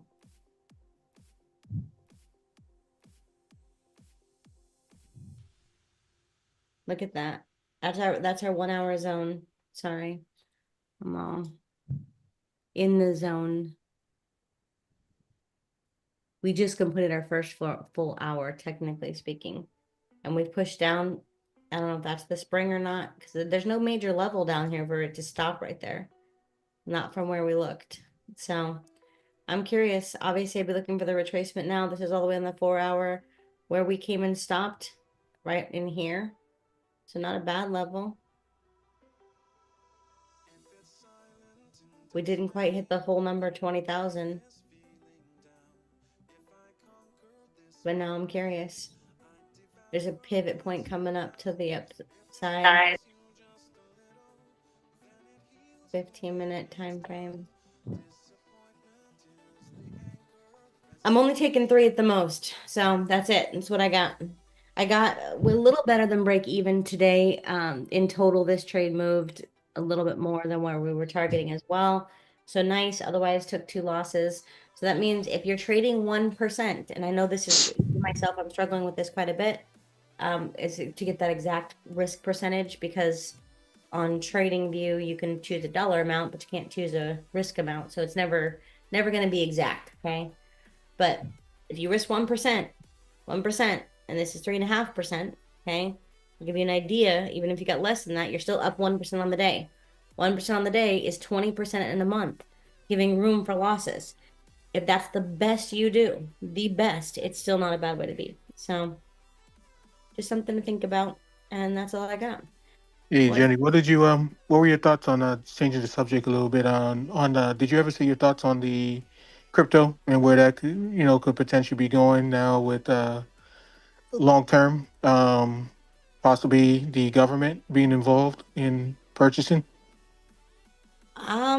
So what was it, a week or two ago, we talked a little bit about Let's go to long-term holds. I'm just gonna go to Bitcoin. I'm pretty sure I've got it on here. I'll go to my MicroStrategy. 240. Interesting. Hold on. Well, I'm going to say it's not financial advice to anybody here on the call, but I'm just telling you what I'm doing personally. Um, Crypto long term over the next 5 to 10 years. I would probably say more so 10 years. Sorry, go ahead. If you actually, if anybody actually starts, finding your positions, find some coins that you have some conviction in, and just continually dollar cost averaging into those and holding those for the long term, there's a big chance for it having a substantial impact on you monetary wise. The way I look at it is you always sort of look at the big money and watch where the big money's going. We all know that the ETFs for the Bitcoins and the Ethereums have already been set in place. Once companies like BlackRock and Vanguard are physically involved, strategy, MicroStrategy, whatever they're calling themselves now at this point, it's obvious that the big money is and the inflows are going into this. And there's going to be times of turbulence where the markets may go down and it may seem dire. But anytime that happens, that just means it's an opportunity. And if you can stay for the long term, those markets typically aren't going to stay down forever. They may stay down for years. But if you dollar cost average and you get assets, at this point, people need to have assets. You're going to be left behind if you have no physical assets going into this next decade, and that's going to make or break. That's going to be the difference because, in my opinion, middle class is getting phased out. Things are only getting more expensive, and I don't know how much trust at this point anybody can fully have in the government to, solely on their own fix those needs. So you have to take ownership of your own situation and get these assets. It doesn't matter how much it is. If it's $5, if it's $10, whatever you can afford per day, per week, put it in, let it grow, and don't touch it until 10 years, and you'll be okay. I don't want to cut you off, Jonathan, but I hope somebody is I listening. do. Just No, sorry. because what you just said was something that most people don't even realize. If you don't have assets, you don't have anything. If you don't have assets going in the next 10, 15, 20 years, you're totally right. People are going to be left behind, left behind, left behind. And they ain't going to Especially with figure out, job markets and housing, yes, inflation. yes. It's going to be scary out here if you don't have assets. I talk to my sons about this all the time. I don't care about liabilities. I don't care about what it looks like. I want assets. Because if I can hold assets, I can manipulate and I can maneuver in the system.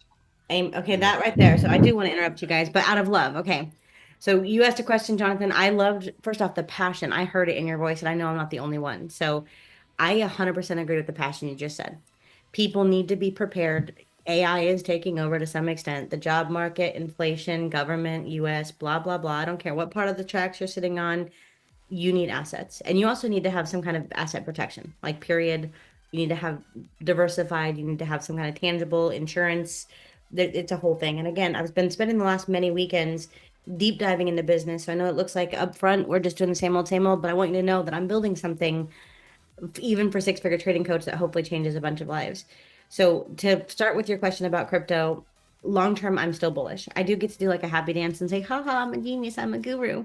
We marked up this level long before we came to this level. And when we marked it up, everyone was saying I was crazy, right? I'm the crazy one. But we marked up this level as our area of support long before we came all the way down here, and look where we stopped. So we get to say we called that. We get to say we're the oracle and the genius, blah, blah, woohoo. But we all know we don't care about that. Long term, I am still bullish. Do I think that I'm bullish right now? I think there is vastly too much on the table with politics. I think the bigger players have way too much potential to be buying here at 80,000. I don't think the huge companies are buying at 80,000. Okay. Period. I think the huge companies are going to be pushing us lower, but we'll see. Like, I don't have any evidence of this. So like my opinion is moot. I can get to say, woohoo, I'm a genius. And we called this level that we just came into. But the truth is, I think if I'm BlackRock, if I am the federal government is not buying up here, you guys. And that's why for that reason alone, I don't have any other fundamental or like super genius MicroStrategy news to report here, but just based off of perception and value, right? The federal government and the bigger companies aren't buying up here. They're going to push this down. And so on that alone, I think short term, we're not done with this bearish move yet. So my answer on crypto, short term, we're not done with this bearish move. And I'll say it one more time, crypto, short term, I don't think we're done with the bearish move. And if we take that concept into the stock market itself, I think short term, we're not done with this bearish move. That's my opinion. Do I have any evidence of this? No. I think there's a lot on the table still. A lot of people around the world are moving their money from all of our US based index funds. They're going to more worldwide index funds. Even though I was on yesterday with a couple of meetings. Hold on. Let me go to this chat real quick. And these were the ones discussed. Bear with me. So obviously we've got VTI, what is it? iShares, BlackRock, the MSCI, VTMI, VTYMI, anything that's not just US based, because US right now is facing a lot of stuff. So overall, Bitcoin, I still think we have some more room to the downside. So we called this level a few months ago. We just now hit it. Of course, during the time of talking about it, it looked like it was so far-fetched, it was impossible, couldn't be, no way that would happen. But now look, we gapped all the way up, tariffs and what have you, everything happening. I do think if I'm the federal government, what is it, $200 trillion? Go look at the US Treasury debt clock thing. I'm not buying here. If I'm the US government, I'm buying down here. And that's a big window. That's, between 70,000 and all the way down into 40,000. Remember, and then the other experts way smarter than me are saying Bitcoin to, 80% retracement. And 80% retracement on $180,000, that means we're looking somewhere in that $30,000 to $40,000 range. Potentially. Now, Probably right, Jenny. I think probably gonna go to the center of that cup and handle at least. I agree with you. like Yeah. just so now how do we manage that? So back to what Jonathan said and the passion in which he spoke with. I heard it. I know others heard it. I thought it was awesome. You, me, preachy, whatever, need to position, which means get the hell, excuse my French, out of the store, out of the beauty salon, stop putting money into stupid stuff, and start buying into assets. Because what's going to happen in the next 5 to 10 years and 15 years, and of course, again, please bear with me. I was at the real estate thing all weekend. Next weekend will be a stock and a trading event all weekend. But the whole concept, all of this stuff is changing. Okay, there are a bunch of mortgages that are going to come up because of all the stupid ARM mortgages they approved a few years ago, post-COVID and everything else. Those are all getting recalled. Land, metals, everything. It's a big, big problem. So my call to action would be stop spending stupidly. I don't care, like Jonathan said, if it's $5, keep spending $5 if you've got it. Just $5. Doesn't have to be a billion, but just $5. Keep dollar cost averaging. And I'm not going to dare tell you you're going to be rich in 2 years, because you're very likely not going to be rich in 2 years, especially not putting in $5. But in 5, 10, 15 years, it will be an asset, but it's also, to lean back to what you said, it's the ability to manipulate your assets, it's options, it's freedoms. It's something that a lot of people don't have access to. And when you have money, when you have assets, you have the potential to manipulate them, to move them around. You've got choices, you've got power, and that has more value than any dollar amount, because with that, you can leverage it and you can do all kinds of amazing things. Without that, you're stuck. Middle class is getting deleted and you're below the low. So that's my passionate, you need to be buying assets. I don't care if it's stocks. I don't care if it's real estate. I don't care if it's metal. I don't care if it's crypto. I do think it's worth the discussion. I'd probably want to hear what Scott has to say on whether or not we hold through a potential 40% retracement or not. I don't know where I sit on that personally, but because we are going to retrace. So do you hold crypto through this retracement, or do you just keep dollar cost averaging in? That depends on your capital. That depends on how much wealth you currently have. It depends on how much strategy you have access to, and if you have a sound strategy. Because if you don't, you may as well just dollar cost average in and keep buying up. Just keep buying up. Also a question of where's your cost basis? Yeah. If you're deeply in profit, you can stand to withstand a pullback. If you are in at the highs, not so much. You're watching your assets go away.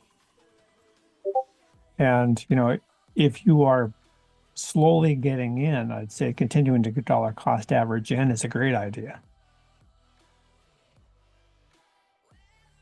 Scott, so, and anybody else who has an opinion, I'm super open to what you have to say, but I don't know your age. I don't know what your retirement or your self-directed funds look like right now. That's already a 10% retracement. Okay. And that's on VUG. We can go to SPY if that's helpful. From the top. That's crappy. What is this view?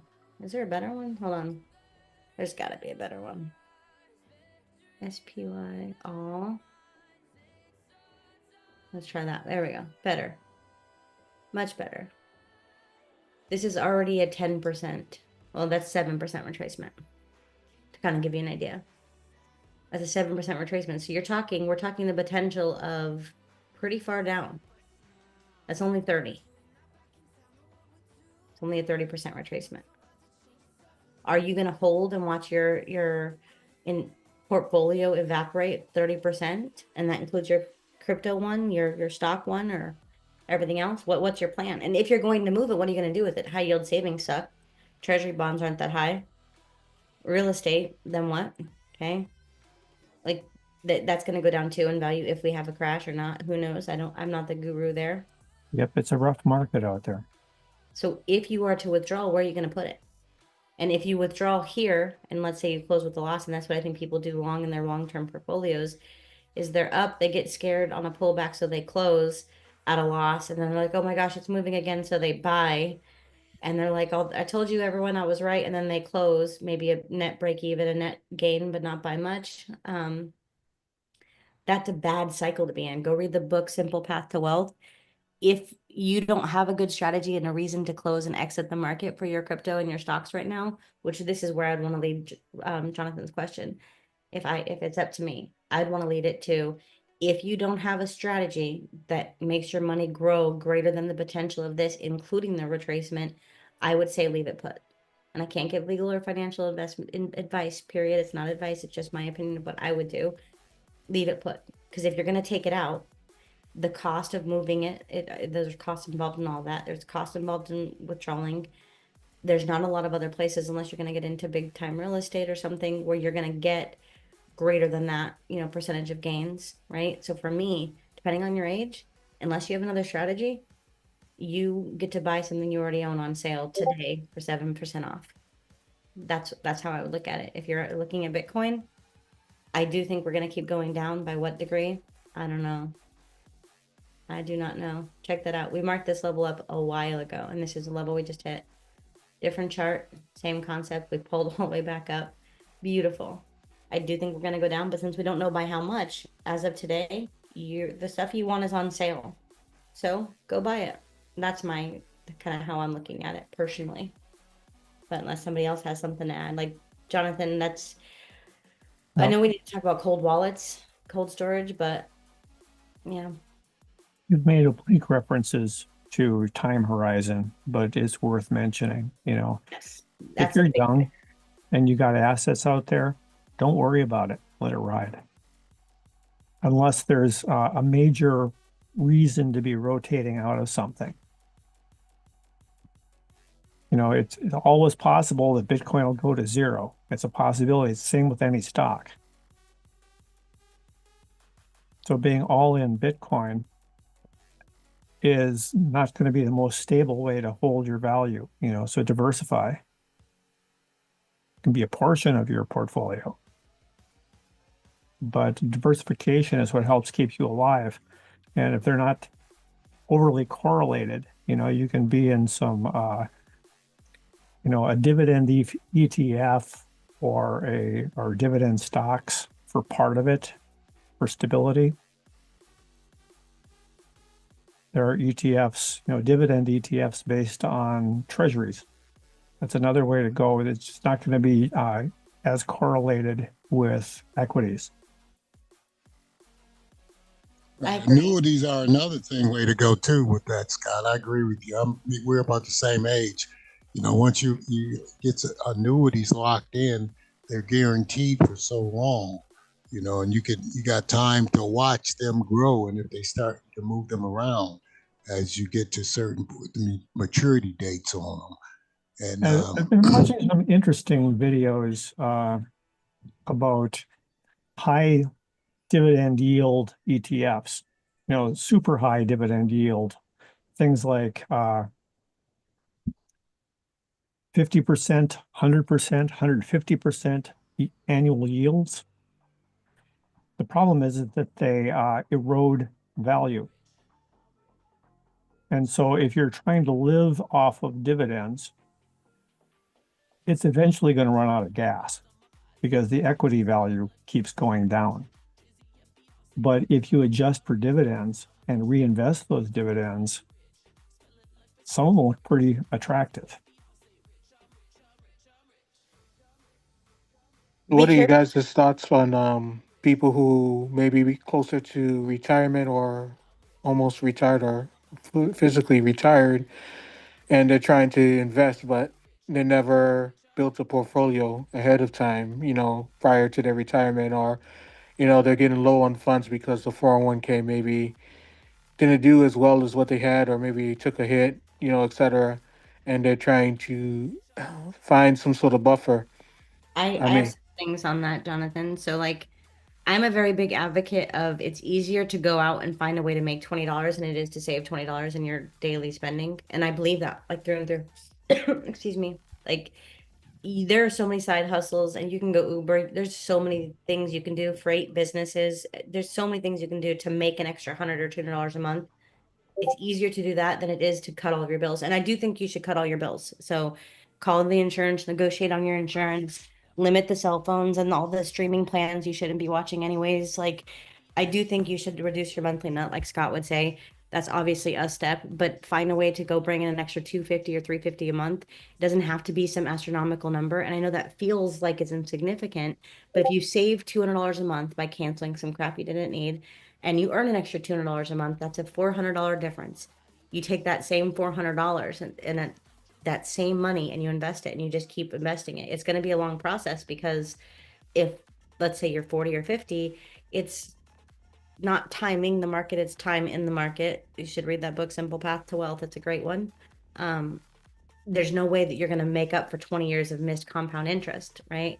There's no math that maths. You can max out your, solo K, your SEP, your, health savings plan, or your Roth. You can max out all of those and, invest them into what have you and flip real estate in them and buy at the perfect times. And even then, it's still not going to make up for the 20 to 30 years of missed compound interest.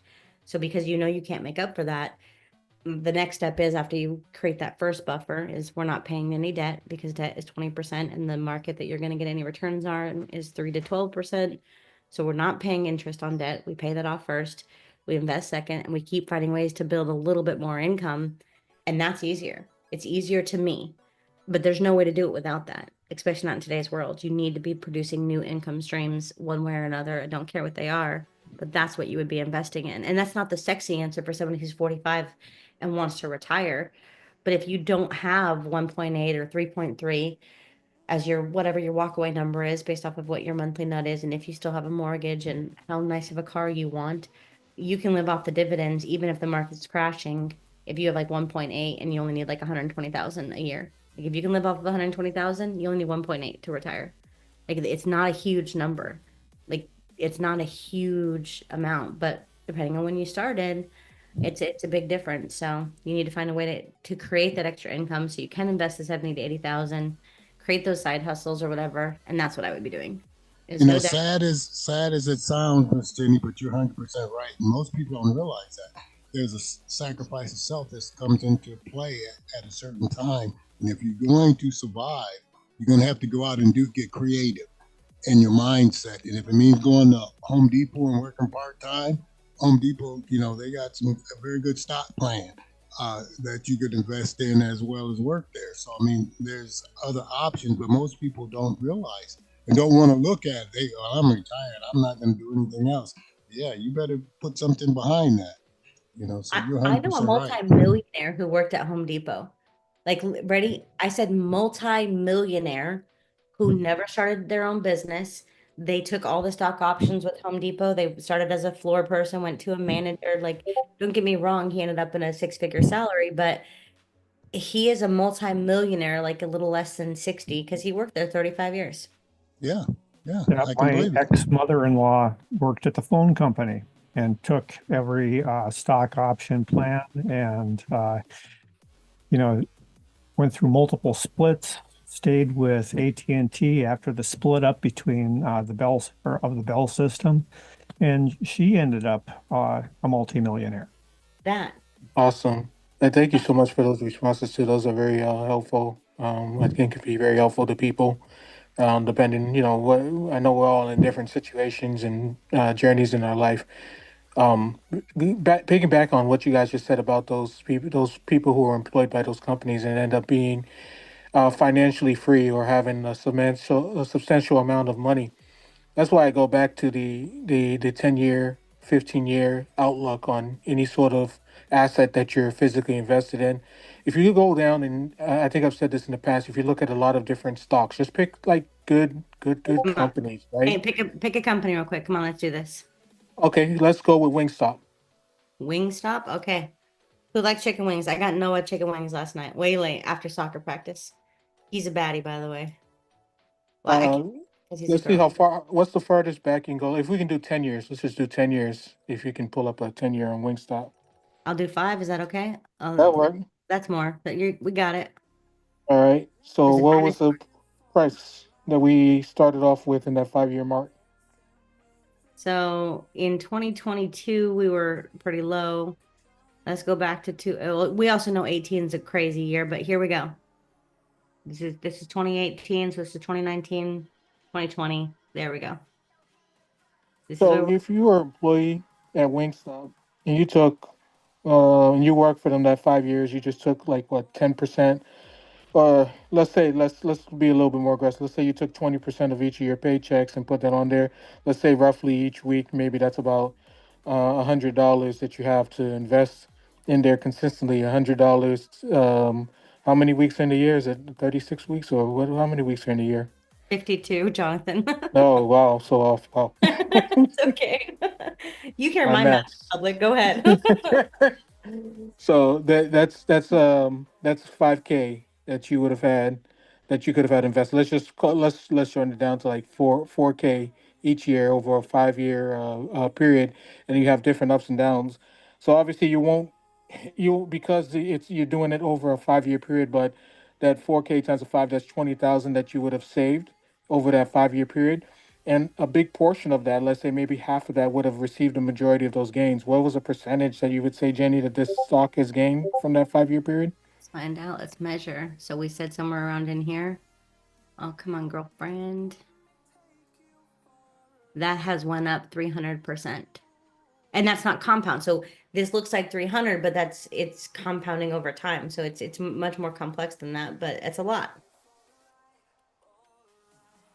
And if you guys go into a Wingstop and that's how you sort of look at it, and you look at companies, all I see is a whole bunch of teenagers or people who just need to get some food fast. But it's very big with the teenager and college kids and younger adults that love Wingstop. The prices are cheap. They're big on.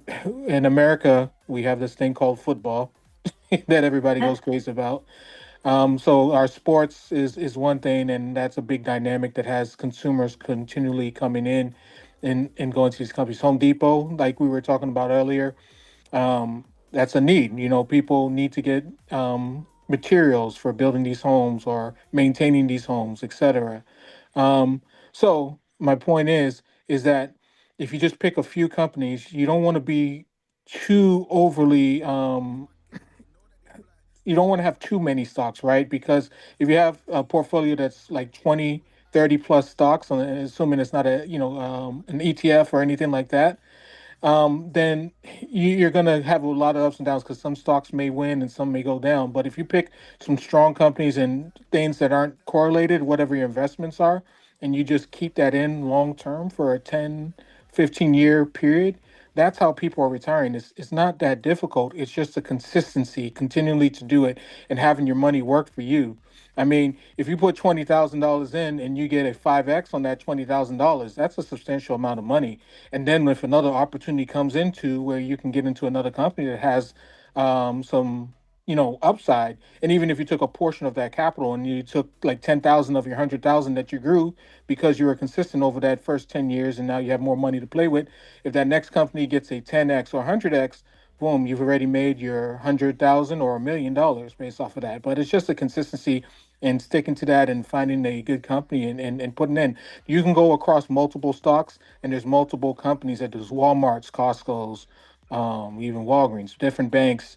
There's a lot of good companies. Just whatever that you understand and and stay consistent with that and do it over a course of a long period, and you're going to do well. That I want to touch, I know we're just talking here for anybody who wants to hang out and listen, but I think, yes, it's 10 to 15 years, but I think when people see stuff like this and like, look, we're right on the day, okay? It's part of business, okay? If there's no way around this, we're right on the day. It's part of the process. If you can stick with it for that 10 to 15 years, and I know Bitcoin's right on the day, like it's fine. This is part of the long-term journey. But I think too many people are really upset with their $100, investment not making them rich. Or like, oh, nothing works. But then again, your 9 to 5 isn't going to make you rich either. Like your whatever else it is you're doing isn't going to get you there either. So at some point, like we have to be able to say, this is going to be slow. Know with where you're starting. You can't have like a dollar store menu, the dollar menu kind of mindset.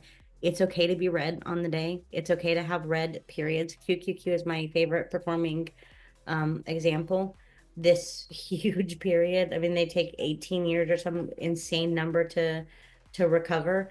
But look, if you're holding this has made so many people billionaires. There's no words to say how crazy it is. But this is hard. This is a very hard period. What is that? 21 to 24. Okay, that's a 2 year period of the world is ending. And if you had dollar cost averaged in and held, okay, that simple path to wealth, that book is pretty good. And he's not selling you anything. He's not telling you to buy a $50,000 investment package. He's telling you, please don't. He's saying, please don't pay a financial advisor. Like find a strategy. Very, very simple. His advice is sound. But this is the problem is people find this moment here, this day here, they walk from a system. Oh my gosh, we're down 12%. Oh my gosh, the portfolio is down. This dude is down 80% and took like the jillion years. But look, these things work, but they just don't work in the way and how you want. And I know the stupid internet and YouTube wants to make you think that it's so possible. And it is like for 0.001% of people to go and it's an everyday win cycle, but most people don't stay there forever. And you can't. We have to be able to digest this period if we want to get to this period. And if you can't handle this period, you're never going to land here because there's going to be another period like this that we're going to live through. Hopefully not. But if it's not us, our children will. So, I mean, somebody's going to live through this. Somebody's going to live through this. Heck, we might be entering into one of these 2 years of, oh my gosh, the sky is falling, Stuart Little. The sky is falling. But what are we going to do when the sky is falling? We're going to buy more, spend less, find a few ways to earn a couple hundred or a couple $1,000 extra a month and keep investing that. Because I've heard both sides of that is okay. So crap, my portfolio is down and I don't have more money to invest. I don't have any more money to go put into crypto now that it's on sale. Find a way to go get some more money. This isn't rocket science. Quit spending it. Quit spending it on coffee. If you don't have it for coffee, then quit spending it on coffee. Everyone has money. I've learned this when I was very young. Everybody has money. It's just a matter of where it goes. And I'm not telling you to go buy a huge package. In fact, I'm trying to get people to stop buying 5, 10, 20, $200,000 courses. You can go screw up your own money for $200,000, okay? You can do it just fine and learn a lot of lessons along the way. But that's that. Right. You can see it's easy these days to spend $100 a week on just fast food, and that's only like going one time a day to a fast food place. Matter of fact, if you go one time a day to a fast food place, you probably are going to spend probably closer to 125, 150.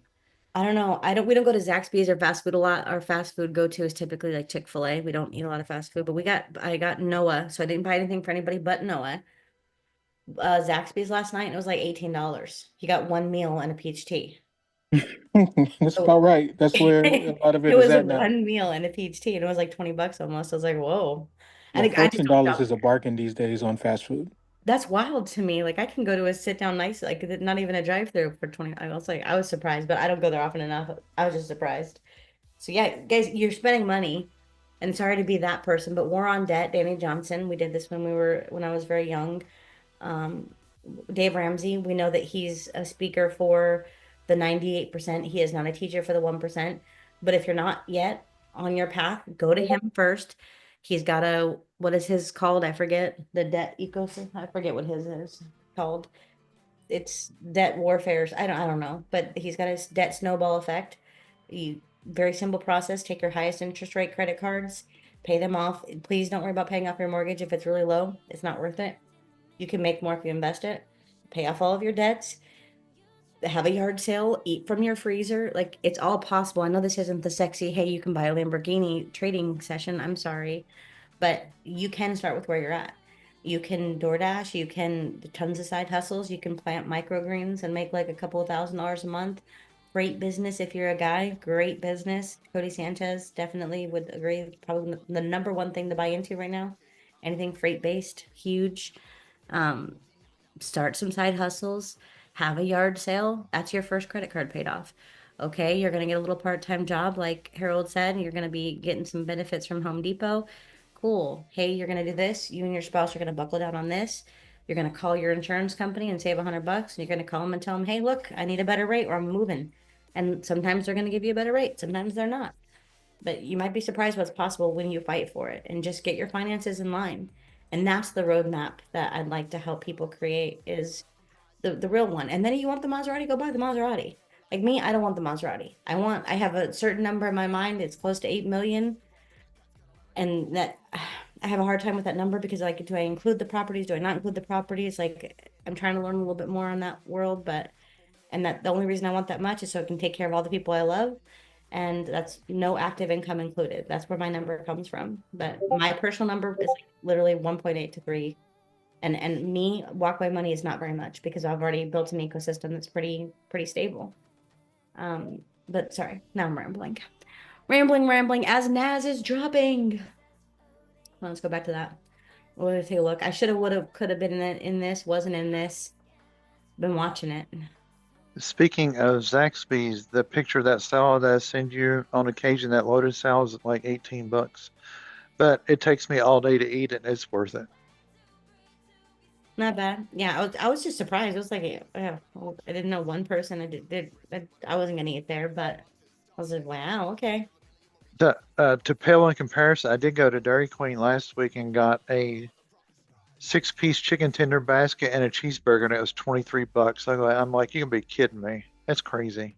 Well, Robert, I know you're a single male, but honestly, start shopping. Okay, start shopping a little bit and making your own salads. Because even I don't have a Costco membership or anything like that, but I know you can buy like pre-made salads and stuff and get really far with a higher quality protein. And yes, it's a little bit more work, but you will save money, a ton of money. So if you're dead serious about getting ahead financially, food is the biggest waste in America. Like even Rosie does this thing over there. They have a takeaway whatever. Like every restaurant has this situation where when it's late, and mind you, these people eat dinner like at 10 p.m. Like, Wow. but when it's between certain sessions and stuff, they'll have you come in and take whatever, like a box of all this things, whatever kind of restaurant or bakery it is, and they charge €4 for it. And like her and her little college buddy can eat on that for like 2 days. And it's only like 4 or 5 euros, depending on which place you go to. I'm Huh. talking multiple croissants and what she's gonna get so mad at me, but kebabs. I'm pretty sure, like not what I think of with kebabs with the stick, but what they call kebabs, which is kind of like a wrap or a sandwich.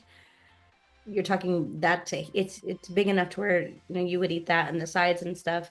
But Americans waste so much food and we waste so much money on food. We throw away more and we spend more by far. My issue today, going back to me personally, even though I had weight loss surgery years ago, to this day, I still order more.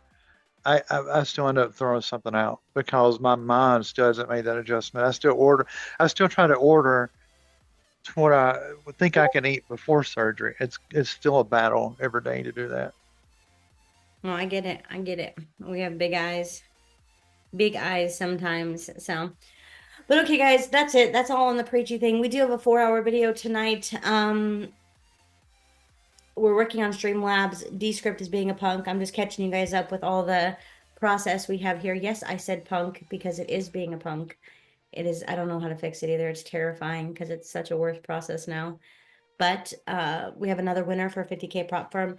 And I think we've already given away almost $250,000 in funding. I know that sounds kind of sexy, but we've given away, I think, almost $250,000 in funding. And it's only February. Well, March now. I don't know what month it is. Like, that's wild. It's wild to see what's possible. So keep participating, keep sharing, liking, commenting, whatever. Maybe we can do one where it's like, hey, share this video on some platform, and then that's how you enter. But we're working on it. The Inside Out is coming along. I need another update. There's so many little buggy things. The Dragonfly is running right now. MT5 is running again, but on MT5 to make sure all the bug tests and stuff and licensing, I'm going to confirm with Scott and Claudio that everything is done there. And things are looking good. So a lot of turbulence in the Forex world, but I'll say it before, I'll say it again. As long as that's printing me money, I won't walk away from it as long as I'm possibly physically able. So if you have not done so and you have an extra 50 or $100, please go through my link tree, sign up with whatever broker you can, get some live cash in there, not a demo account, because some of these brokers that currently have contracts and relationships, we're finding that, oh, you weren't involved. And we talked about this years ago. Then they don't have to take you now. And a lot of people had that happening with Plexi. So I believe that they are now opened back up. But just if you have an extra 50 or $100 and you plan on being in this industry for a long time, it's worth parking some money there. And that's what I would do. That is what I am doing. So hopefully that's good advice, because you're gonna need some FX brokers if you're gonna run Sniper Pro and or Dragonfly on some of these brokers. So that's it. I recall probably over a year ago, you actually you probably remember it's recommended when we was having all these issues with Hugo's Way and all that started, you had recommend even back then to open up many different broker accounts and put a little bit of money in each one at that time. I did. But I also am a creature of habits. Like, once we have a good relationship and it's a healthy functioning relationship, I will stick with you to the end. So like when I was with LQD, I stuck with them, period. AFX, no issues, I stuck with them, period. Hugo's, no issues, I stuck with them, period. LMFX, JFX, like every company that I've stuck with these companies for years and years until I was literally no longer able to, or until something traumatic enough happened that I actually left, because I built that relationship. But I still always had some amount of funding in other brokers just to keep myself safe and diversified. So that provides access. Again, there's certain things money can buy and there's a lot that it can't. So please, if you have some extra capital, Ox has high spreads and some weird janky stuff. But if we're trying to make money in this systematic way, we like that broker a lot. Definitely check them out if you're trying to trade indices. Plexi is still my favorite. CoinEx, I still don't love their website or a lot of their processes, but they haven't done anything literally wrong. Hugo's is good. Henko is good. Liquid has some new terms of agreements that are kind of weird, but every broker that's on there, definitely check them out. I still would rather use any of those over FX Glory. That's my 2 cents. I have never liked the way FX Glory does business in every regard, but that's where I'm standing. Of course, you don't have to agree. But definitely check them all out, because you need a playground to play in. So anyways, happy Tuesday. I'm gonna run off and get some water. Thank you all for being here. Congratulations on the 1 winning trade. Should be enough to make up the 2 losers. Real trading, guys. Can't control that. But happy Tuesday. I'll talk to you soon. Thank you, Jenny. Thank Bye, you. everyone. Thank you, Jenny. Bye, guys.